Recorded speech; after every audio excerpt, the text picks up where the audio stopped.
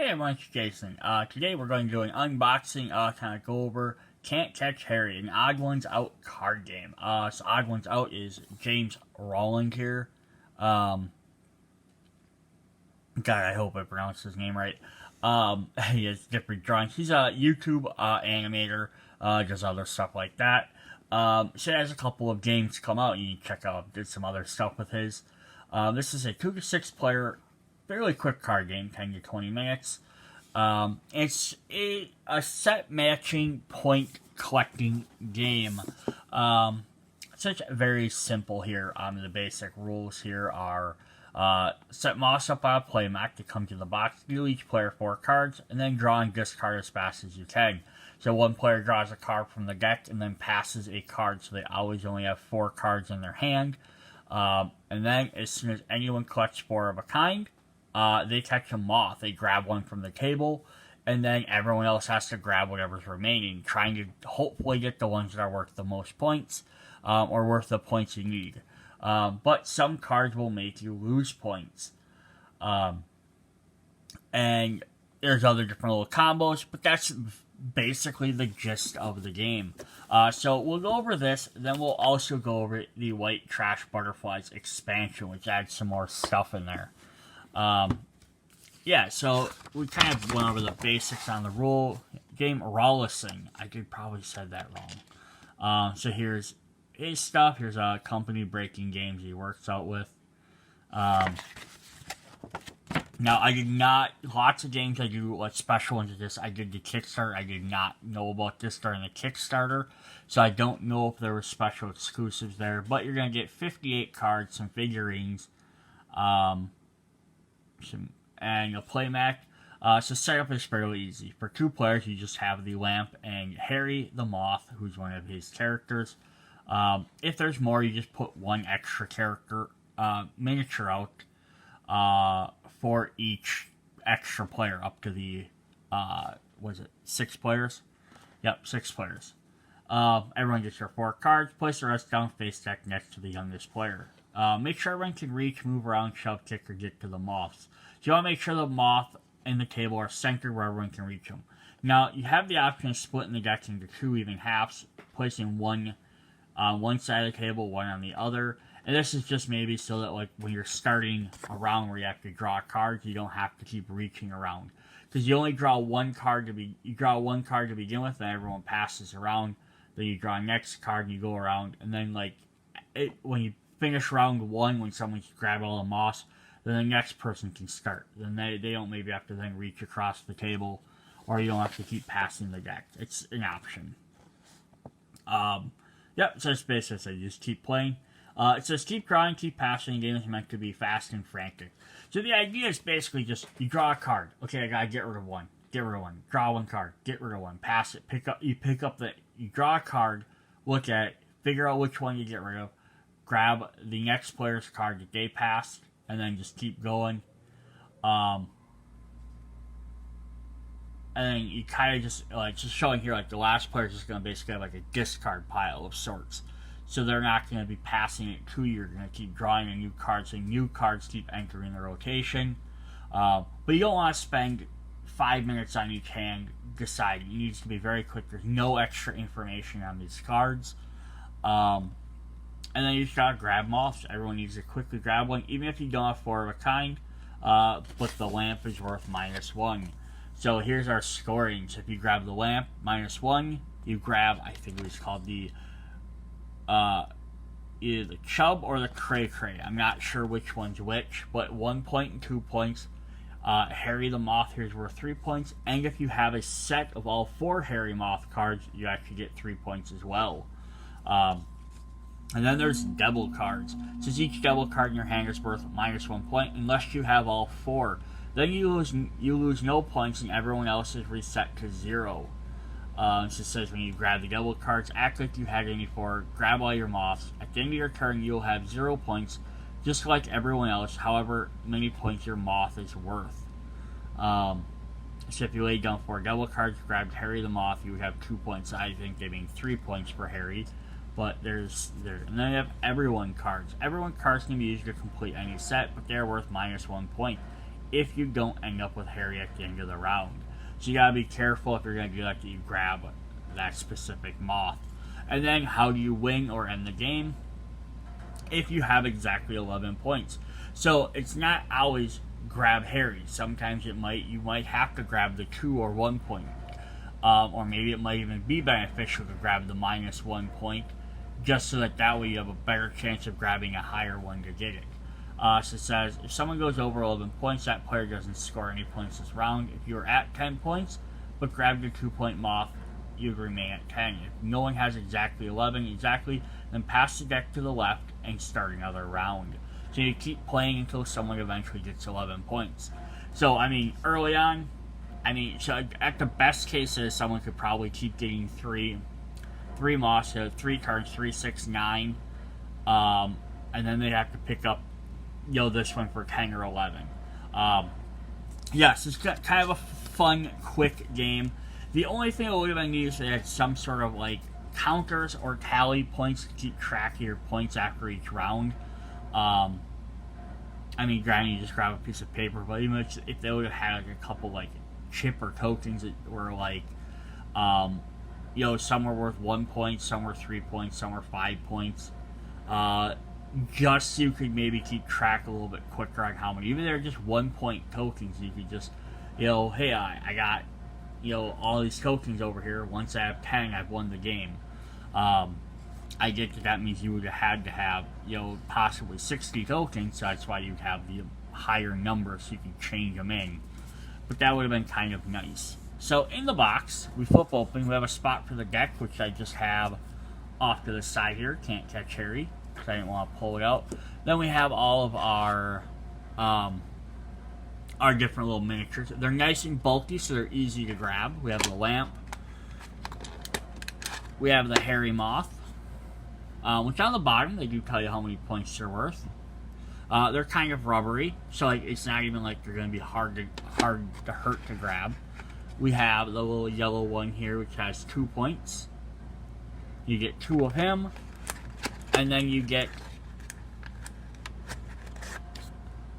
1 point for the biggest one. And they're kind of size-wise, so the 1 point's probably the big fat one, and then they kind of a little bit smaller. And then you're going to get a little game board, which is a nice little neoprene mat. It's just saying, so if you're normally playing Lamp and Harry, and then you put the other 2 in the other 2 corners. So you put a 2 on the one side, 2 on the other. So the harder ones to grab are on the outside, and then the easier ones to grab on the inside. Nice little mat. This could have been, they didn't have to make a mat for it. They could have just throw them out. But that is kind of fun that they did that. Alright, so let's look at our cards quick. This won't take very long because they're all the same. So we're going to have 4 copies of each character. And these will just be characters from some of the odd ones out stuff. So we have Harry, of course, the titular character. We have James. And I like that they're double-sided like that, on this. So if they're in your hand, they're only going to be one way. But if you're looking at them, it doesn't matter which way you grab them. Which is kind of nice. We have a lamp card, which of course attracts moths. We have Mom, who's smacking a moth there. She doesn't look too happy. I don't know who all of these characters are for some of the stuff. We have Mr. Poe. We have the Sandwich Artist from Subway. Then we have the Devil. They didn't list anything on here that says the Devil is a different thing. It's just something you kind of got to remember. Again, this was his first big game coming out, so I get some. It would have been nice, maybe nice if they had a little just a rule card, mentioning what this does, the everyone card, and that. Just even if you didn't have one for each player, even just one to put on the table. You don't have to have the booklet out. I hate having that big giant booklets out while I'm playing my games. We have Teacher with a little homework moth on there. We have the Twin, which also has a moth. We have Furry. We have Fox. We have Evil Bird. We have the Hunter. We have Baby James. And then we get 2 copies of everyone. So we don't get all 4 of them. We just get 2 copies. So they're not going to come up super often. But again, that would have been nice to have a little rules card that said everyone can work with everything minus 1 point. The devil, this, if you draw, these points for each one. Just as a quick reminder. Something I might even make up and just throw in my deck. But that's the basis of that. So yeah, it's a very quick point scoring game. Unfortunately, the box doesn't hold sleeve cards, nor will it hold the expansions. If you buy this expansion, you're going to have to keep it in a separate box, or maybe take out the insert in here and do something different that way. Or if you sleeve your cards, which I like to do when I start playing these, you'll have to then find a different storage solution. So here's the mini expansion you can buy, which just adds some extra fun things to it.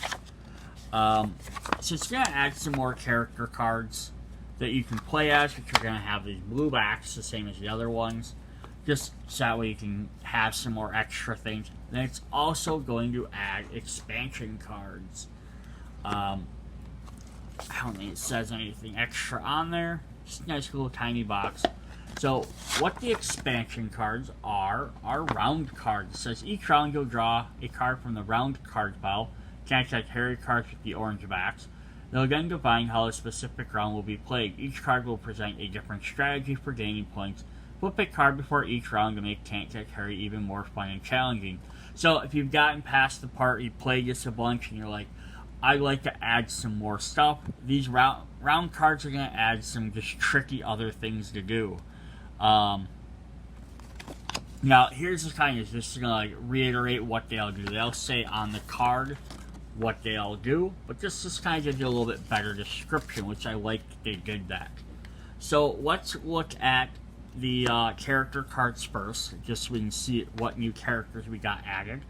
We had James and Mom and Twin, so now we have Dad, of course, in case anyone's wondering where he was. We have Cats. We're going to get some monsters. We have Stranger. And then finally we have the Riddler. So yeah, just extra for they didn't, as far as I know, they haven't made any other expansions.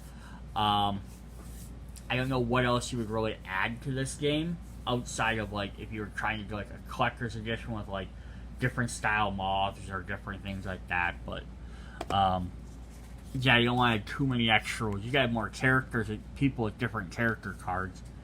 Alright, so here are our round cards. We have Hidden Moth. Hide Moth in another room this round.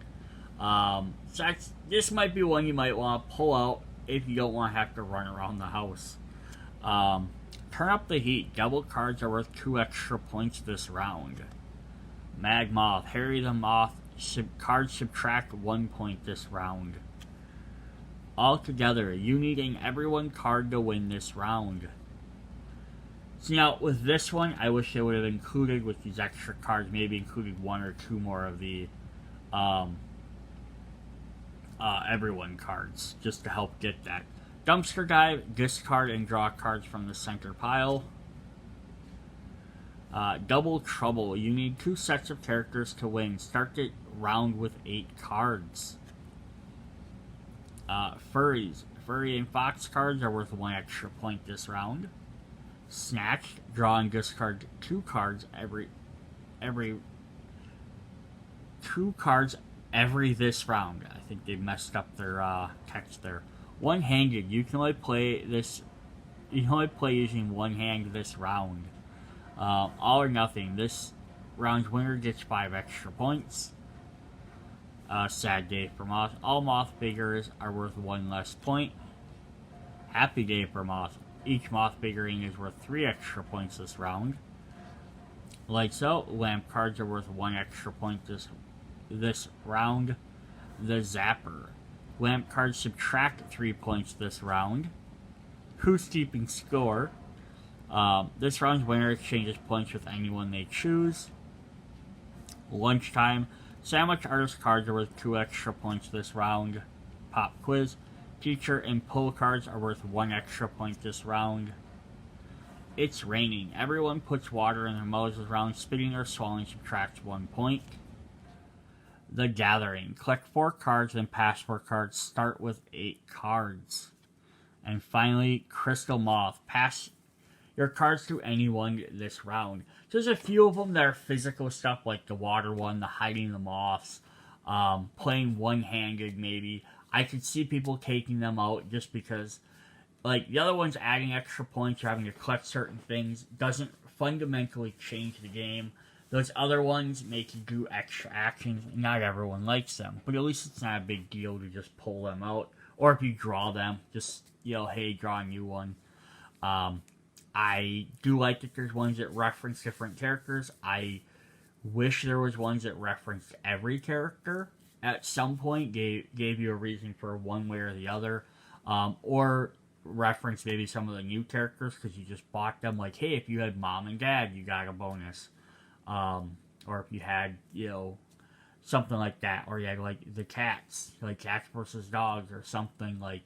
Maybe switch points with the players. Like, there could definitely, that's something that could, I suppose, be an expansion, adding more of these cards that maybe interact with the other characters, have other character cards. The only problem with that is once you start adding an expansion that requires an expansion, it's really hard to sell. Like, bigger retail stores will have just the base game.